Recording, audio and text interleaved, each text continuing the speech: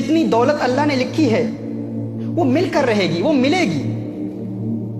ہم جو کچھ بھی کر لیں، ساری دنیا جمع ہو جائے،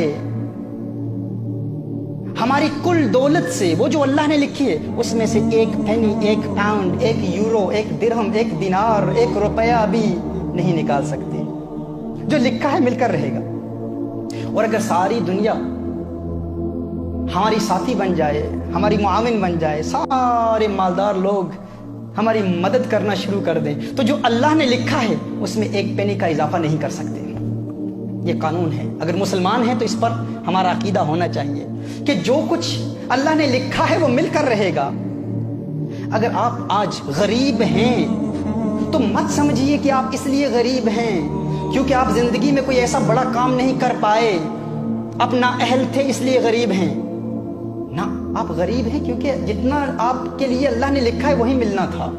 اگر کوئی ملٹی ملینئر ہے اور سمجھتا ہے کہ میں اپنی فہم اور فراست، ادراک اور شعور اور اپنے مناسب فیصلوں کی بنیاد پر میں ملینئر بن چکا ہوں، نہ، تو ملینئر ہے۔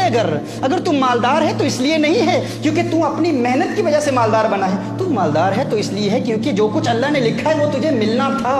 یہ اسلام کا قانون ہے، یہ اسلام کا اصول ہے۔ اگر مسلمان ہے تو اس کو تسلیم کرنا ہوگا۔ ذہن میں ایک سوال آتا ہے کہ ٹھیک ہے، اگر ایسی بات ہے تو پھر ہم کام کیوں کرتے ہیں؟ ہم محنت کیوں کرتے ہیں؟ گھر بیٹھے رہیں، کچھ نہ کریں تو پھر بھی مل جائے گا۔ تو آپ کو بتاؤں، یہی اسلام کا قانون ہے، یہی ضابطہ ہے۔ اگر آپ گھر میں بیٹھے رہیں، کچھ بھی نہ کریں، جو لکھا ہے وہ مل کر رہے گا۔ تو پھر ہم کام کیوں کرتے ہیں؟ کیونکہ کام کرنا رسالت مآب صلی اللہ علیہ وسلم کی سنت ہے۔ وہ جو اللہ نے لکھا ہے وہ تو ملے گا، لیکن محنت کے ذریعے اس کے حصول کے لیے حلال روزگار کمانے کے لیے کوشش کرنا، یہ کوشش میرے آقا کی سنت ہے، یہ عبادت ہے، اس پر ثواب ملتا ہے۔ ہم اس لیے کام نہیں کرتے کیونکہ جو اللہ نے لکھا ہے اس پر اضافہ ہوگا، نہ، یہ قانون نہیں ہے۔ ہم کام کیوں کرتے ہیں؟ کیونکہ کام کرنا سنت ہے، یہ عبادت ہے۔ حلال روزگار کی تلاش عبادت ہے۔ اب اس کا دار و مدار ہم پر ہے کہ ہم اسے کیسے تلاش کرتے ہیں۔ حلال ذریعوں سے تلاش کرتے ہیں یا حرام کے ذریعے تلاش کرتے ہیں؟ وہ تو ملے گا، الٹیمیٹلی وہ ملے گا جو اللہ نے لکھا ہے ہمارے لیے۔ تو جو ملے گا اس کے لیے پھر ہم گناہ کیوں کریں؟ اس کے حصول کے لیے حرام کاروبار میں کیوں ملوث ہوں؟ اللہ عز و جل نے جو لکھا ہے وہ مل کر رہے گا۔ مجھے یہاں ایک واقعہ یاد آ رہا ہے۔ آج سے 4-5 سال قبل تقریباً صاحب میرے پاس آئے، ہماری محفل میں آئے، وہ کہتے ہیں کہ تنگ دستی ہے، بڑی پریشانیاں ہیں، میں چاہتا ہوں کوئی کاروبار مل جائے، روزگار کے لیے دعا کیجیے۔ کچھ محافل میں آنا جانا رہا، اللہ عز و جل نے کرم کیا، انہیں کام مل گیا۔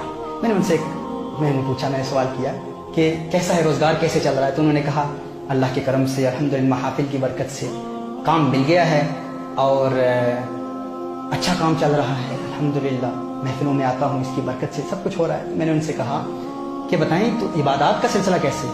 کہا نہیں، ایک مسئلہ ہے، وہاں پر جو میرا امپلائر ہے وہ مجھے نماز نہیں پڑھنے دیتا، عبادت نہیں کرنے دیتا۔ میں نے کہا اچھا، عبادت نہیں کرنے دیتا تو آپ کو تو کام چھوڑنا چاہیے تھا۔ انہوں نے کہا نہیں، ارے اتنی محفلوں میں آ کر، اتنی مدت کے بعد، اتنی کوشش کے بعد، اتنی جد و جہد کے بعد، اتنی دعاؤں کے بعد آج کام ملا ہے اور آپ کہتے ہیں کہ نماز کے لیے کام چھوڑ دوں؟ میں نے کہا آپ کام کیوں کرتے ہیں؟ کہتے ہیں اس لیے کرتا ہوں تاکہ روزگار ملے، تاکہ دولت ملے، تاکہ اپنے گھر کے اخراجات چلا سکوں، گھر چلا سکوں۔ میں نے کہا نہ، کام کرنے کا مقصد یہ نہیں ہے، وہ تو ملنا ہی ہے۔ ہم کام فقط اس لیے کرتے ہیں کیونکہ کام کرنا سنت ہے، وہ جو اللہ نے لکھا ہے وہ تو مل کر رہے گا۔ اور قانون کیا ہے؟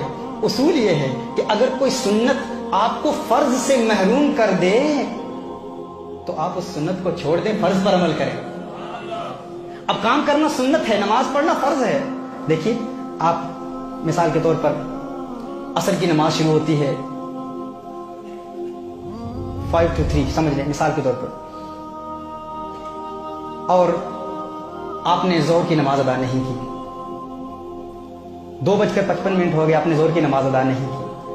اب نفل پڑھنا تو سنت ہے، اب اس وقت اگر آپ نفل پڑھنا شروع کر دیں، نفل عبادت شروع کر دیں، آپ نے فرض ادا نہیں کیے تو وہ نفل عبادت اس وقت کرنا گناہ ہے، کیونکہ وہ سنت آپ کو فرض سے محروم کر رہی ہے، لہذا سنت کو چھوڑیں اور فرض پر عمل کریں۔ میں نے اسے کہا کہ آپ کام اس لیے کر رہے ہیں کیونکہ کام کرنا سنت ہے اور الٹیمیٹلی جو لکھا ہے وہ تو مل کر رہے گا، لیکن یہ کام آپ کو فرض سے محروم کر رہا ہے تو آپ کام کو چھوڑیں، فرض ادا کریں۔ اس اللہ کے بندے نے اس پر عمل کیا दुआ कीजिए अल्लाह अज़्ज़ व जल मुझे भी उसका यकीन दे दे जितना यकीन अल्लाह अज़्ज़ व जल ने उसे दिया था। उसने इस पर अमल किया। कुछ अरसे के बाद मुझे मिला, मैंने कहा क्या किया, काम का क्या हुआ? कहा छोड़ दिया। मैंने कहा रोजगार कैसे चल रहा है? कहा अल्लाह के करम से एक टैक्सी बेस का खुद मालिक हूं, अभी खुद मालिक हूं। ये यकीन ये हमारे अंदर अगर पैदा होगा कि अल्लाह ने जो लिखा है मिलकर रहेगा, तो फिर कोई गम नहीं, परेशानी है ही नहीं। बड़े से बड़ा नुकसान हो जाए परवाह नहीं भाई, क्यों परेशान हो रहे हो? जो अल्लाह ने लिखा है वो मिलकर रहेगा।